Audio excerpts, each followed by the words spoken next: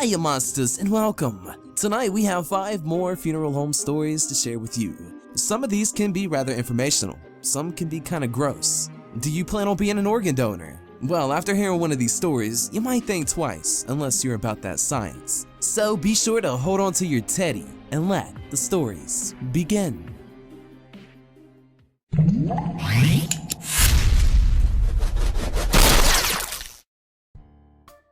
You never know. It was my second day on the job. My supervisor told me I could go on the next call that came into the funeral home. Well, just then, we got the call. I was introduced to Fred. Fred was a New Yorker, about 50 years old. He had worked at the funeral home for about 12 years and had the most experience of all the removal staff. On another note, the guy was extremely vulgar, rude, annoying, and would talk non-stop, inserting curse words with about every other word he uttered. I didn't like him that much. We were assigned to go on what is referred to as a house call. House calls meant that someone had died in their home and no foul play was suspected, so the removal staff would pick up the body and bring it back to the funeral home. The protocol for the house call always required 3 removal staff to go in, since you never know what you might be walking into. People die in strange locations in their home, in strange situations and positions, and sometimes it requires 2 people to get the body. Now, oftentimes, one of the removal staff would keep the family away while the other would remove the body. Death is not a pretty thing. There's nothing comforting about seeing your loved ones scooped up, placed on a gurney or in a body bag and moved out of their home for the last time. Well, we would try to protect the family as much as possible from having to see us at work, since it could be quite a traumatic thing for many families. On one house call, a family who had gathered around their dead father's body in their home, they wouldn't allow us to take the body. They cried and screamed and fought to keep the dead man in his recliner, where he passed away. Finally, the family members giving us problems were escorted out of their home by the sheriff, who distracted them long enough for us to remove the deceased. Fred and I began our journey to a home of a 41-year-old deceased white male. Our paperwork told us the wife would be present at the home, waiting for us. I remember what Fred said to me on the way, as I listened quietly. Okay now, I don't know who you are. I only met you today, so I don't know what experiences you got. As far as I know, you never seen a dead body. I don't know. But what we'll do when we get to the home is go in and see what we've got. You never know what you're walking into, kid. So what I like to do is go in and see where the body is. See how hard it's gonna be to get the fucking gurney in and out the door. You really don't want to be banging into the walls and hitting doors as you're rolling the goddamn body out, you know? You want to do it in a dignified way. That's why you want to see what you got first. You never know. Now, after we go in and see what the body is, we'll come back out and get the gurney. Then we'll go in and get the body. Now, you never know what the family is gonna do. They may try to hit you or keep you from taking the body. Sometimes they're fucked up. You never know. So, you have to try to figure out what they are like so you can deal with it. Shit, I've had people go crazy on me before. You just never know. You never know. As far as I know, you may go running out the door screaming since you knew it this. I never know. If you do, I'll get the body. But don't embarrass me, okay? I don't want to be embarrassed. You seem like a nice guy and seem to be in control, but you never know. So I don't know if I can trust you yet. The conversation went on like this, with Fred repeating himself over and over and over until we finally arrived. My confidence was increasing with each thing Fred said to me. He was such an encourager. We did just what Fred said. We went in and met the wife of the deceased, who seemed to be in control of her emotions. She mostly looked scared. She led us into the living room where her husband sat slumped over on the couch. Rigor mortis had set in his arms and legs. They were pretty stiff. He was in a sitting position, but he had leaned a bit to the right. He was wearing green shorts and looked as though he had been relaxing watching football. Fred and I went out to the van and got the gurney. While out there, he said, Okay, rigor mortis is set, so it might be kinda hard to get him through the door. We're gonna try to straighten him out once we get him on the gurney. You lift his legs, I'll lift his torso, and we'll get him on the gurney, then straighten him out. At this point, I was thinking, okay, straighten him out? This should be interesting. So we went in solemnly pushing the gurney. The wife stood close by as we wrestled the man into the gurney. For some reason, both Fred and I were quite clumsy, and the man's rigor mortis was making it difficult to move him. He was quite heavy as well. Finally, we got him onto the gurney, and Fred now attempted to straighten out his legs so that we could lay him flat on the gurney. And this was a bit humorous because his legs were not going to lay flat, no matter how much Fred fought them. After making this look insensitive and unpleasant, Fred told the man's wife we would be leaving now. He placed a sheet on the man along with a blue funeral home blanket, which laid over the gurney, and we wheeled him out. I do say it looked quite strange since he was not laying very flat. It looked though as we were moving a kitchen chair under a blanket instead of a dead man. We got him to the van, popped him in the back, and we pulled away slowly. Fred began giving commentary. You did good, kid. That rigor mortis made that one kinda hard, but you did really good. Like I said, you never know what you're gonna walk into. I didn't know if you were gonna run or what you were gonna do. I can't believe that freaking rigor mortis in his legs. Did you see the freaking rigor mortis? Damn. You never know. That day, after working with Fred, I realized that dealing with the dead was much more pleasant than having to put up with the living. Also, I learned, you never know.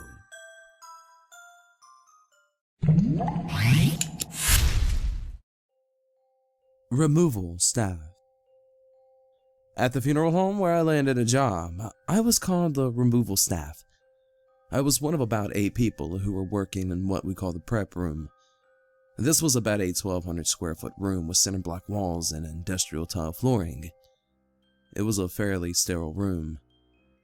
It had contained a small, enclosed office space used by the prep room supervisor. It also had an adjoining room called the embalming room, which housed 2 very large walk-in refrigerated rooms.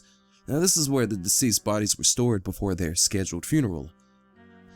I truly wish I had taken some photos of these spaces so you can have a reference to what I'm speaking of, but hopefully you have an active imagination that can fill in the blanks. Okay, the prep room was a space where all the action took place. Here's how it worked. A removal staff person would retrieve the deceased from their home, the medical examiner's office, hospital morgues or ERs, and even the nursing home, and promptly bring them back to the outside double doors of the prep room. The bodies were transported in unmarked vans equipped for such things. Upon arrival to the prep room, I would remove all personal items such as jewelry, wallets, etc. These items would be tagged and logged, and then stored in a safe box. The deceased would receive a yellow plastic ankle tag with their name. The tag would also have a pre-printed ID number, which would be used to identify the body from here on out. The tags were not possible to remove with scissors, and would remain with the body even in burial. I would then take the body into the embalming room and either transfer them to the refrigerator storage space or place them on the embalming table. We had a system for moving bodies that made it possible for even one person to move them. Sometimes the body had to be transferred into a body-sized cardboard box to be taken across the hall to the cremation room. We would store the bodies to be cremated in a separate refrigerated room next to the cremation ovens. I call them ovens because, well, that's exactly what they reminded me of. Only they were much larger and could fit a human body lying down. Other responsibilities I had as a removal staff person was inventory of caskets for upcoming funerals, preparing the bodies for the funeral including dressing the body, placing them in the correct casket, and applying makeup and fixing their hair from time to time. Also, it was my job to load the casket containing the prepared body into my unmarked van, and this was to transport them to the funeral home chapel, where I would unload the casket, roll it into a place inside the chapel, set up the appropriate candles and flowers, open the casket and make sure the body was presentable with the correct lighting for viewing. Sometimes when a body was transferred, the makeup might smudge or glasses might get askew and need readjusting. It was very common for the upper body clothing to be resituated before the viewing since it sometimes gets sloppy during travel. The funeral home where I worked was a large corporation in a large city. They owned 13 funeral homes in the metro city area, but all the bodies were prepared at the downtown location, which was where the prep room was, located where I worked. So, if someone died in the far north part of town, their body would still be driven to the downtown area for preparation, and then driven back to the local funeral home chapel that would be located in their community. So, depending on where one lived, their body could be driven many miles to and fro before actually resting in a spot where mourners could view them and attend services. I'm sure the families of the dead never knew this, and probably assumed that their loved ones had remained at the funeral home where the service took place. I hope this description painted a nice little picture of my job and the activities I participated in each day. Have a good day.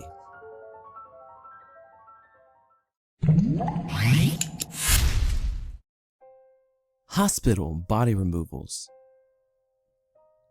One of our jobs as removal staff personnel at the funeral home was to pick up the deceased at the area hospitals. The hospitals would call after getting the approval from the families of the deceased, and they would make arrangements with our funeral home. There were a variety of reasons why people died in hospitals: unsuccessful surgeries, heart attacks, or some prolonged illness that had finally taken its toll. Bodies in the hospital were always discreetly moved in the hospital morgue, which was generally located in the nondescript, out-of-the-way location in the hospital. All of the hospitals in our city had morgues with security codes for entry of some type, so if someone could figure out where the door to the morgue was located, they would not be able to just walk right in due to the security precautions. The morgues seldomly had anyone working in them, and I always remember being alone anytime I picked up a body, with the exception of a few hospitals that required a uniformed security guard to be present. The morgues often had walk-in coolers that held the deceased, or the big heavy rolling drawers where the bodies would lie. Sometimes the bodies were in body bags, and sometimes they were not. We were always required to drive our van up into the back of the alleyway of the hospital and were encouraged to wheel the deceased through areas that did not have many people around. I guess it was bad for business if people saw dead bodies being wheeled out of the hospital. But death is a reality at hospitals and often occurs daily. The procedures for removing a body from the hospital was like most of the other procedures, though there might be some extra paperwork involved. Hospitals always had their own way of tagging a corpse, but we would always re-tag them with our standard ankle tag, which would have the deceased's name and an ID number that would correspond with all their funeral home paperwork. Oftentimes, the security guards would try to make small talk to lighten the mood. Often, they seemed uncomfortable with having to be assigned morgue duty. I always try to put them at ease by acting professional by doing my job as quickly as possible. Some guards would try not to look at the corpse, and some would be very interested in getting a good look. There were some hospitals with very nice morgues, but I remember most of them being less than nice and being dimly lit, not as clean as the rest of the hospital. I guess since only the dead would ever be in these rooms, it was less of a priority for them to spend money to make them nice. We would often know that a hospital pickup would be in our future because we would hear from the family shortly after the person died. But it was not until we received the official call from the hospital after the body had been released that we could actually go pick them up. Sometimes it might be a day or two after the person had died. I'm not always sure why sometimes it took so much longer, but in some cases it had to do whether or not an autopsy had to be required. One time I actually went to pick up a body at a very busy hospital and was told the body was in the ER. A man had come in with chest pains and had ended up having a heart attack right there in the ER. He died in the hospital, but it was so busy they insisted that I simply remove him from the ER instead of them taking him to their morgue. This made it very awkward for me since I had to park right in front of the ER doors and remove his body in a much less private setting. Everyone there saw me come in, and then they saw me wheel him out the door into the parking lot. It was not discreet, and honestly it did not seem very professional, but it was what the hospital asked me to do, so I guess I had no choice. It was the only time that ever happened. All the other times, I simply picked them up from the morgues.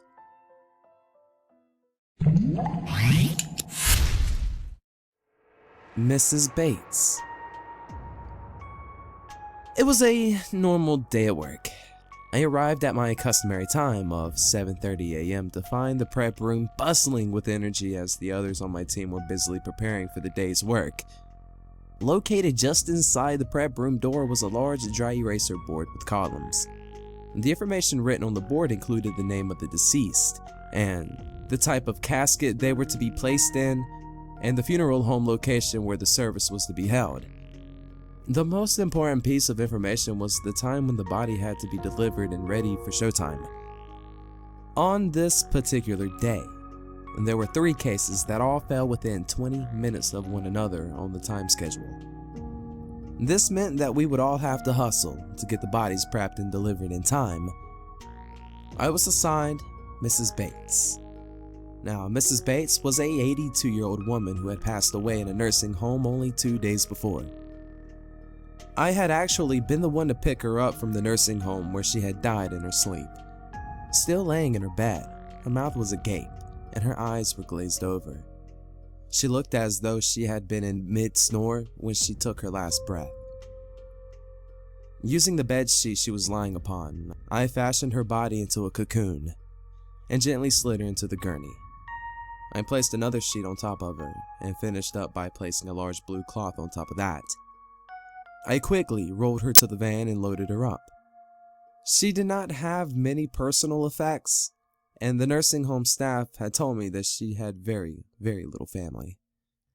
And 2 days later, after she had been in a cooler, then been embalmed for burial, she laid ready to be dressed and prepared for the service. It turns out that she did have a distant relative who wanted to see that she got a proper burial and had managed to locate a teal and 1970s style dress for her. As was often the case, she looked better in death than she did in life due to her declining health in the nursing home. I was working with Todd the day that we got her ready for the burial. We had several other tasks that day, so getting her prepped was to be done as quickly as possible. We started by putting on her bra, then her panties, and a slip that accompanies the outfit. We used a roll technique to put on the bra. One of us would take one arm and pull her towards us, rolling her on her side as the other would tuck the bra underneath. Then we would trade and roll her on her other side and fasten the bra from behind. Mrs. Bates was fairly lightweight, so this was no problem. Often, large people were difficult to roll, sometimes taking several tries. Next, we buttoned her white shirt in the front and we cut the back down the middle. Next, we had to put on her skirt. The skirt, underwear, and slip were slid up her legs and under her bottom. One of us would take her legs and pull them up towards her torso, just slightly lifting her buttocks up off the table. This made it easier to get the skirt on. We found that skirts, etc. stayed on better if we actually put them on and did not cut them. Next, we buttoned the leisure suit style jacket in the front and cut the back up the middle. We placed it on top of the dress shirt. Next, a lady named Becky came in to fix her hair and did her makeup. Becky was a hired beautician who came in each day and fixed hair for the woman. Once she was finished, we lifted Mrs. Bates into her casket. Her family member had chosen a white and pink casket called the Prime Rose. And Todd and I lifted her gently and placed her into the casket. Since she was lightweight, we were able to lift her. Once she was in her casket, we tucked the clothes tightly around her back and positioned her hands folded on her stomach. We closed the casket and rolled it out to our van. We loaded the van and drove her about 15 miles to the funeral chapel where her service would be held. We unloaded the casket, rolled it into the chapel, and parked it up front. Our job from here was to make sure everything was perfect for the viewing and funeral. The next ones to see her would be the family. So we would straighten her outfit, adjust her hair if needed, and place flowers around the casket. We would also check for leaks, or what they call purging, which simply meant any fluids escaping from the body. This was a very seldom thing to happen because our embalmers were very good at their jobs. Our work with Mrs. Bate was now finished. I had been with her since the nursing home and was now leaving her for her family. This was one of many, many days that I worked in a funeral home.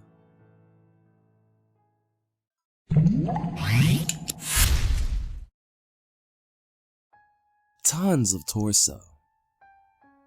One day in the prep room, I was told by my boss to go to the parking lot to help unload large boxes from a large refrigerated semi. I was unsure as to the contents, but later learned that the boxes contained torsos of dead people who had donated their body to science. The torsos were packed in a large styrofoam packaging and were only about a day old. This meant that the people who the torsos belonged to had only been dead for about 24 hours. During the past 24 hours, the head, arms, and legs were removed and packaged for shipping. Why, you may ask? Well, each of the torsos had to be selected to be used at a convention for back surgeons. The medical company had hired our funeral home to transport the torsos and set them up on the mock operating tables. It was here that surgeons from all over the country would practice on the torsos. Of all the death, smells, and sights I had seen in my short career in the prep room, this was the worst. The smell was horrendous, much like that of a slaughterhouse with fresh meat that had been butchered. Essentially, that is exactly what this was. I loaded my van with a few torsos and drove it over to a local hotel ballroom where the convention was taking place. I could not help but think of how odd and sick it was that I was wheeling in butchered torsos into a nice hotel. Of course, no one knew what I had in the boxes. The torsos were all from overweight people, which was actually part of the new procedure experiment. The torsos were extremely heaved, flabby, bloody, and gross. I could almost not stand seeing or smelling them as I lifted them and positioned them on the operating tables. Each table was set up with an operating light, trays of utensils and plastic bags, and a hazardous waste trash can. Each table had been placed on top of thick plastic so no blood or guts stained the pretty hotel ballroom carpet. There were several of us from the prep room working on this assignment. There were probably about 15 torsos. It had never occurred to me that doctors practiced their crafts on cadavers, even though I had seen my fair share of movies where this was the case. What was most shocking to me was the fact that the bodies had been mutilated for the purpose of experimentation. It seemed rather odd to me that only a day ago these were living human beings, all of which had no idea their torsos would be in another state, in a hotel ballroom, on an operating table. How bizarre is that? It took me about a week to get that smell out of my nose, and about the same amount of time to get the images out of my mind. Even the most seasoned prep room employee had never seen anything like this and found it repulsive. And there you have it, monsters. For some reason on that last story I was thinking of Thanksgiving turkey. Maybe it has something to do with the torso and the turkey, I don't know. What do you guys think?